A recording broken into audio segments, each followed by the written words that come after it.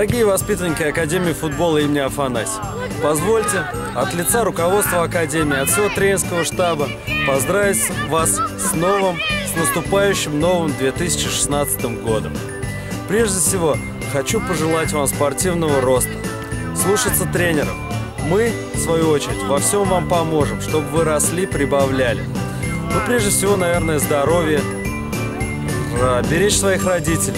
Ну и самое главное, наверное, успехов в учебе. Не забывайте, что футбол – это игра умных людей. Ну и, конечно же, любите эту замечательную игру. Всего вам доброго, наилучшего, перспектив и счастья в жизни. С наступающим 2016 годом!